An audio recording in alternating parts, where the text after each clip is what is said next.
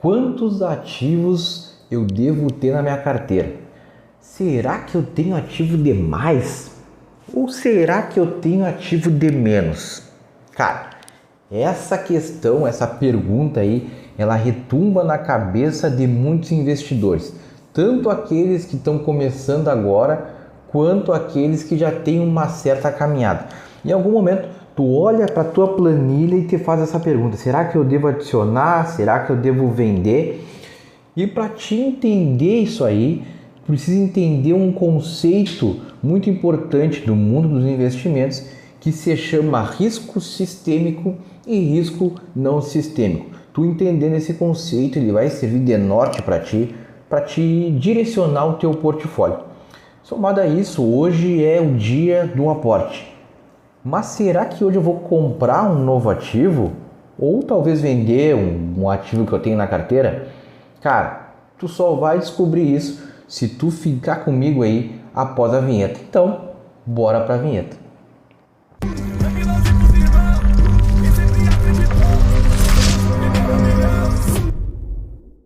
Seja muito bem-vindo ao meu canal, seja muito bem-vindo ao meu canal. Meu nome é Michel Souza e eu sou criador desse canal Semana do Valor. E se tu já é meu inscrito, tu notou que houve uma alteração no layout aqui da minha gravação. E cara, eu resolvi tirar do plano mental e pôr pro plano físico esse escritório aqui. Eu sempre quis ter isso aqui. É um lugar para me estudar, para me ler, para me papirar. O meu cantinho, né? O meu cantinho. E tá aí, tô muito faceiro com isso aí, né? E eu vou melhorar ainda esse ambiente aqui. Hoje é a primeira gravação aí, né? Tô tirando o verniz aí do meu escritório. Mas o ponto aqui é outro. Chegou mais um dia do aporte e via de regra, de forma sistemática, mensalmente eu venho adicionando novos ativos na minha carteira. Mas hoje, será que eu vou adicionar um novo ativo ou será que eu vou vender um ativo que eu tenho na minha carteira? Já te digo de vereda que nenhum e nem outro. A intenção aqui, meu objetivo aqui pelos próximos 5 meses aí é fortalecer minha posição aonde eu já estou posicionado. Ou seja, aumentar minha participação nos ativos que eu tenho na carteira. E o racional aqui é muito simples. Cara, tu ganha em participação de lucros e dividendos e proventos conforme for a tua participação, né? É totalmente proporcional, não tem mágica no mundo dos investimentos, né? Ou seja, o camarada que tem 10 ações, o outro que tem 100 ações, quem é que vai ganhar mais? O camarada que tem 100 ações. O camarada que tem 100 ações, o camarada que tem 1000 ações, quem vai ganhar mais? O camarada que tem 1000 ações, por óbvio, porque ele tem mais participação. E os meus aportes hoje, eles não me permitem eu ter uma participação muito grande num primeiro momento. Até porque eu aporto de R$250 a R$275, onde eu gosto de trabalhar com a realidade do brasileiro, né? Com a realidade do brasileiro comum, brasileiro do dia a dia, do nosso cotidiano. Então, apesar de eu mostrar que sim, faz sentido tu investir com pouco dinheiro, né? Principalmente quando a gente fala de longo prazo, eu também tenho que ser realista, eu tenho que ser pé no chão e ter essa consciência que eu não posso seguir comprando ativos novos todos os meses de repente só para atrair novos seguidores ou novos inscritos no meu canal. Esse aqui não é o meu viés, né? Esse aqui não é o meu perfil. Pelo contrário, eu quero mostrar para vocês aqui de forma racional, de forma prática, não só como tu pode, assim como tu deve administrar de forma adequada uma carteira de investimentos. Agora tu já sabe qual é a manobra que eu vou fazer na minha carteira de investimentos, aí que eu vou focar mais para a parte interna da minha carteira, né, aumentando minha posição. Eu quero trazer para vocês aí um relatório lá do Kinvo, do meu aplicativo de investimento. Ele tem essa funcionalidade muito interessante, que é fazer um relatório sobre a tua carteira de investimentos, tá? Então aqui nesse relatório ele traz lá do início, desde o teu primeiro aporte. Então eu comecei essa minha carteira pública aqui no dia 26/4 do ano passado e até a presente data aí de 22/3 de 2023. Então meu saldo aplicado até o momento é R$ 2.999,25 e meu saldo bruto é R$ 2.844,97. Estou com um resultado negativo aí de R$ 154,29 e a minha rentabilidade acumulada do período. Vamos arredondar, minha carteira então, ela tem uma rentabilidade negativa de 7% no período e o Ibovespa uma rentabilidade de 8% negativa no período. Aqui nesse gráfico vocês vão ver isso aí, tá? Minha carteira está aqui em azul, a Ibovespa ela está aqui em laranja, tá? E via de regra minha carteira caiu menos que a Ibovespa. E esse é o meu objetivo, né? Quando a bolsa cai, a minha carteira tem que cair menos que a bolsa. E quando a bolsa sobe, a minha carteira tem que subir mais que a bolsa. Aqui no lado direito aqui, vocês vão ver uma distribuição da minha carteira, tá? Aqui em rosa é a parte onde tá os meus ativos, né? No caso ela tá lá no Invest. E aqui a classificação da minha carteira, a distribuição macro da minha carteira em questão de percentual. Então em ações eu estou com 43%, fundos imobiliários 38% e tesouro direto 18%. No último vídeo que eu fiz, eu bati muito na tecla ali da questão da minha regra dos 3 meses, né? Ou seja, eu não tenho uma carteira pública para ficar comprando e vendendo ativo toda hora, mas né, eu não vou mexer muito nessa parte da minha carteira, mas vou mexer na parte mais estratégica de percentual dos ativos, né, macro e micro. De repente, num determinado momento eu vou aumentar minha participação na classe das ações ou diminuir, enfim. Isso é o que diz minha regra dos 3 meses, né? Eu me permito fazer essa mudança aí no percentual da minha carteira de 3 em 3 meses. Senão fica uma coisa muito volátil a tua carteira, tu já não tem um controle racional da tua carteira e de repente cada mês que passa tu aumenta a posição percentual das ações, aí o mês que vem tu lê alguma notícia que te influencia e tu vai lá e diminui, e no mês seguinte então tu fica nesse giro aí, né, que vai fazer mal para ti no longo prazo. Então é importante tu estipular algumas regras de bolso para a tua carteira de investimento, e essa é a minha. E na última então eu estipulei que a minha classe de ações ela vai ficar estipulada agora em 40%, fundos imobiliários em 40% e renda fixa ali representado como caixa, né, como reserva de oportunidade, vai estar em 20%. E como eu falei, os fundos imobiliários está 38% e a renda fixa ali está em 18%. Então é nessas duas classes de ativos que eu vou aportar. Eu não gosto de fazer um aporte somente em renda fixa, né? Eu sempre vou fazer, quando eu tiver que aportar em renda fixa, eu também vou aportar ali um pezinho na renda variável. Já na outra parte do relatório aqui, é uma parte mais quantitativa, onde vai mostrar quantos ativos tem na carteira. E atualmente eu tenho 11 ativos na carteira, tá? Eu tenho 6 ações e tenho 5 fundos imobiliários. As ações que eu tenho estão bem diversificadas, tá? Estão posicionadas ali tanto em setores perenes quanto em setores mais agressivos e setores também conservadores, e os fundos imobiliários também de uma forma bem diversificada. Então nas ações eu tenho Itaúsa, Equatorial, Blau Farmacêutica, Wi Soluções, 3tentos e a Semin, que é do setor de mineração. Na classe de fundos imobiliários eu tenho então o Vino 11, o KNRI, o VILG 11, o Max Renda e o VISC 11, que é um fundo do segmento de shoppings. São 11 ativos então tem na carteira. E aí eu te pergunto, é pouco ativo? Tá bom assim? Ou é ativo demais? 11 para mim é um ativo demais. Agora a gente entra naquela pergunta lá que eu fiz lá no começo do vídeo, que é o seguinte: quantos ativos eu devo ter na carteira? Qual é o número certo que eu devo ter na carteira? E aí a resposta que eu posso te dar de forma mais idônea, de forma mais honesta é o seguinte: depende. Mas depende do quê? Depende de ti. Depende de ti. Se tu consegue administrar, acompanhar, gerenciar 10 ativos é o suficiente para ti. Ah, eu consigo gerenciar 15 ativos. 15 ativos é o suficiente para ti. Quando é que tu sai dessa zona aí, vamos dizer, de um bom gerenciamento? Quando tu começa a pulverizar a tua carteira. Aí tu não está mais diversificando a tua carteira. Né? A fronteira entre a diversificação de uma carteira e a pulverização da carteira, ela tá naquele momento onde tu não consegue mais acompanhar aquele ativo. Tu tem 10 ativos e tu acompanha.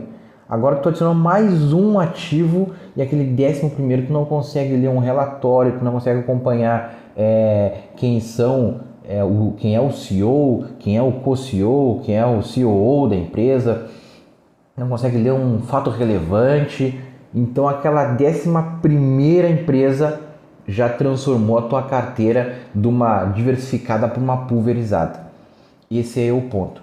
E isso também corrobora para um conceito que eu quero mostrar para vocês, que eu quero apresentar para vocês, que é um conceito do mercado financeiro. É um conceito muito antigo que ele fala sobre o risco sistêmico e o risco não sistêmico. Vamos começar pelo risco não sistêmico. Cara, é um troço bem lógico, não tem nada de difícil nisso, que é o seguinte: o risco não sistêmico é um risco que não está inerente ao sistema. É um risco que tu consegue mitigar diversificando, por exemplo. É um risco que está inerente a uma determinada empresa ou a um determinado setor, né? Ou seja, vamos supor que tu tem uma empresa do setor elétrico e uma empresa X daquele setor teve um problema na gestão, por exemplo. Foi uma gestão ruim que afundou aquela empresa. Beleza, mas se tu tiver outra empresa do setor elétrico que não seja gerida pela mesma gestão, tu diversificou, tu mitigou o teu risco. Agora, se tu tem um problema naquele setor, já não faz diferença se tu tem duas empresas diferentes se estão posicionadas no mesmo setor, porque o setor como um todo deu um problema. Só que esse risco tu consegue também diminuir, tu consegue também mitigar. Como tu faz isso? Se posicionando em outro setor, por exemplo, o setor financeiro. Né? Então deu um problema no setor elétrico, mas não deu um problema no setor financeiro. O setor elétrico caiu 10% e o setor financeiro subiu 10%. Tu está diversificado, tu está bem posicionado, tu conseguiu mitigar o teu risco. No entanto, quando a gente fala do risco diversificável, a gente não se atenta somente a empresas diferentes de setores diferentes. É mais do que isso. É tu também diversificar em classes de ativos diferentes, que nem está posicionada na minha carteira, por exemplo. A minha carteira, eu tenho 3 classes de ativos diferentes, né? Então eu estou totalmente protegido do risco não sistêmico. Ou seja, eu tenho a classe de ações com 6 empresas diferentes posicionadas em setores diferentes, assim como eu tenho classes diferentes, porque eu tenho ações, eu tenho fundos imobiliários e tenho renda fixa. Então, se vem acontecer um problema que atinge a classe das ações, talvez não atinja a classe dos fundos imobiliários e provavelmente não vai atingir aqui a classe de renda fixa. Então, diversificar também tu tem que te posicionar não somente em empresas e setores diferentes, como também classes diferentes de ativos. Vamos dar um exemplo então de risco não sistêmico. Um bom exemplo do risco não sistêmico seria, por exemplo, a sazonalidade ou o comportamento dos investidores, aliás, dos consumidores. Né? Existem algumas empresas, principalmente empresas de varejo, que elas estão muito expostas a esse comportamento daquele consumidor ou um determinado período que aquele consumidor consome, compra mais um determinado ativo. Por exemplo, uma empresa do setor de varejo que trabalha com eletros, por exemplo, né? Geladeira, micro-ondas e tal, eles têm uma propensão maior de vendas em épocas festivas, né? Um Natal, um Dia das Mães, um Dia dos Pais.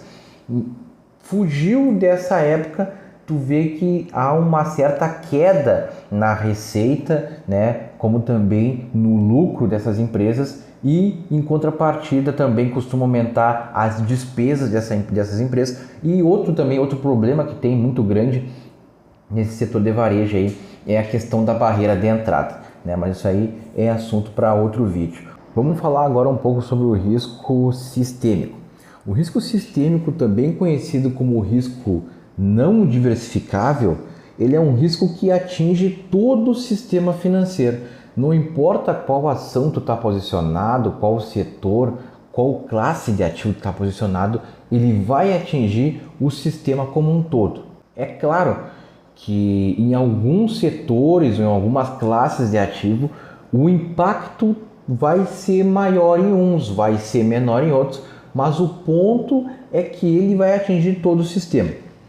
Mas uma sacada aqui muito interessante é o seguinte: usar o conceito do efeito Lynch. Cara, o conceito do efeito Lynch, ele nos diz simplesmente o seguinte: se uma empresa sobreviveu até hoje, num período de 50 anos, ela tem uma grande probabilidade de sobreviver mais 50 anos. Então esse conceito de tu te posicionar em empresas sólidas, né, empresas em setores perenes, empresas resilientes, com uma boa gestão, é muito importante. Por isso é complicado, na minha opinião, na minha humilde opinião, tu entrar em IPOs. Por quê? Porque tu não tem um histórico da empresa, tu não sabe como é a gestão daquela empresa, tu não tem acesso aos releases, às demonstrações, aos balanços, à DRE daquela empresa, né? Então, via de regra, é muito mais conveniente, é muito melhor para você, investidor, né? Quando a gente fala em termos de longo prazo, se posicionar em empresas que já se provaram pelo efeito Lynch. Um bom exemplo para vocês de risco sistemático, ou seja, um risco que atinge todo o sistema, por exemplo, é o aumento da taxa de juros, o aumento da taxa básica de juros, da nossa Selic. Quando a taxa Selic aumenta, o acesso ao dinheiro fica mais caro e as pessoas começam a comprar menos. Outro exemplo também de um risco sistemático é uma pandemia, essa que nós vivemos agora há pouco, que via de regra todo o país parou. Uma guerra também é um exemplo de um risco sistemático, que são riscos que não tem como tu fugir. São riscos que tu não tem como diversificar, né? Tu pode ter 20 empresas, 30, 40, 50 empresas na tua carteira, que tu não vai mitigar esse risco aí, né? O máximo que tu vai fazer é estar aí pulverizando a tua carteira. Então, nesse racional, quando a gente fala de risco sistêmico, risco não sistêmico, ele nos diz que tem um certo limite de ativos que tu vai pôr na tua carteira para tornar a tua carteira diversificável. Quando tu passar daquele limite, já está pulverizando a tua carteira, ou não faz sentido tu pôr mais do que aquilo na tua carteira, porque tu não vai escapar do risco sistêmico. Se tu observar que essa curva aí desse gráfico aí, né, com mais ativos tu vai tendo na carteira, mais ele vai se aproximando aí do risco sistêmico, e quer dizer que a partir dali não faz mais sentido. Mas é como eu disse no início do vídeo, aliás, no início não, como eu disse agora, faz pouco para vocês aqui no vídeo. Essa pulverização, esse excesso de ativos na tua carteira, ele depende da tua capacidade de gerenciamento, né? Peter Lynch mesmo, ele teve mais de 1000 ações na carteira dele. É claro que tu não vai ter, ele gerenciava um grande fundo, né, de investimento, é claro que é diferente aqui o racional, mas o ponto é esse aí. De repente, não é porque aqui está dizendo que 15 ativos é o número ideal que tu vai ter que ter 15 ativos. Se tu te sente bem com 10 ativos, com 5 ativos, tenha 5 ativos na carteira. Tenha 10 ativos na carteira. Eu me sinto bem com 15 ativos, eu consigo acompanhar 15 ativos, então tenha 15 ativos na carteira, entendeu? Tu tem que te sentir bem. Só te atenta para te não passar ali daquele limite entre a diversificação e a pulverização da tua carteira. E antes que eu esqueça, já quero pedir para vocês aí que deixem um like, que se inscrevam no canal, que dêem essa força e compartilhem meu conteúdo também, que o meu único objetivo aqui é somar para vocês aí, né? Então agora a gente vai lá para minha corretora, tá? A gente vai comprar aí, a gente vai, aliás, vai fortalecer tanto caixa como fundos imobiliários na minha carteira, né? Pelos próximos 5 meses é esse racional que eu tenho, apesar de eu ter minha watchlist, né? Eu até divulguei lá no meu Instagram, te convido para me seguir no Instagram, lá divulguei minha watchlist, ou seja, uma lista de observação de ativos que eu tô ali, né? De olho neles ali, são ótimos ativos. A nossa renda variável está apresentando muitas oportunidades. O PL da bolsa, que é um ótimo termômetro para saber se a bolsa está cara ou se a bolsa está barata, demonstra aí uma grande oportunidade. O PL está nas suas mínimas históricas ali, e é uma grande oportunidade. No entanto, eu tenho que ser pé no chão, eu tenho que ser racional, né? Eu tenho que ir a despacito, né? Que nem aquela alusão ali à casa que eu fiz, né? Tem que ir devagarinho, fazer meu alicerce ali e tá firmando meu pezinho nesse sentido. Então, só para finalizar aqui, tudo isso que eu faço aqui é sempre pelo viés educacional, tá? Não é recomendação de compra, de venda ou de manutenção de ativo, mas eu espero mesmo assim estar agregando valor para vocês aí e bora lá para a tela para ver aí qual fundo imobiliário eu vou aumentar minha participação. Bora então para compra do ativo. Estou aqui já com o meu aplicativo aberto, minha conta da Nuinvest aqui aberta. Já mandei meus R$ 275 para minha conta, tá? Isso aí somou com meus proventos que entraram esse mês aí, essa escadinha linda, maravilhosa que vocês estão vendo aí, tá? Me acompanhem lá no meu Instagram também, que eu ponho vários insights financeiros lá e também de cunho de desenvolvimento pessoal. E também falo um pouco sobre minha carteira, alguns ativos que tem na minha carteira. Tá? Então essa escadinha linda, maravilhosa aqui se chama renda passiva, que eu tô rumo aí à minha liberdade financeira, focando nessa minha carteira previdenciária. Esse mês então entrou 2,16, bora lá investir. Então hoje a gente vai comprar um pouco de renda fixa para minha carteira aí. Vou aumentar mais um pouquinho minha posição ali no Tesouro Direto, no Tesouro 2029, que eu já venho comprando. Cadê ele? Comprava 2027, né? Mas 2027 ele foi encerrado ali pela União. Tu pode ainda sacar, claro, mas tu não consegue mais depositar nele. Então eu mudei agora para o Tesouro Selic 2029. Está R$ 128,52. Ele está oferecendo Selic, que está na casa aí de uns 13,75%, mais um prêmio de 0,1847% ao ano, tá? E a liquidez é D mais um, ou seja, tu solicita hoje e amanhã está na tua conta. Bora comprar um pouquinho de Tesouro Direto aí.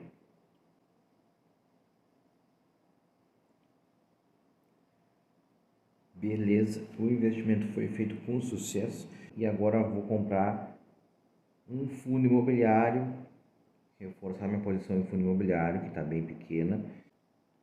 Tá aqui o VIG11. Vamos comprar então o VIG11, R$ 84. Por pouco aí não compro dois VIG11, faltou R$ 8. Beleza, vamos comprar VIG11. Sobrou esses R$ 76. Eu vou comprar um fundo imobiliário que é bem baratinho aí, que é o MXRF11, tá? Vou comprar um pouquinho de MX já para aumentar mais um pouquinho minha renda passiva do mês que vem já.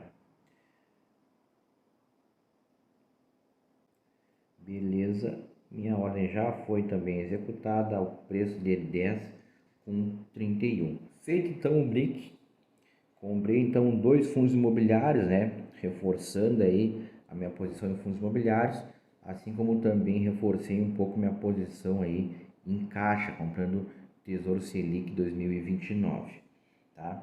Hoje não tenho estudo ativo, né? Hoje vamos ficar por aqui. Obrigado aí para todo mundo que está me seguindo, né? Eu tenho poucos inscritos ainda no canal, mas mesmo assim aí Eu fico faceiro, né? Porque eu tô fazendo diferença na vida dessas pessoas aí, né? Fiquem todos com Deus. Muito obrigado e tenham um ótimo dia.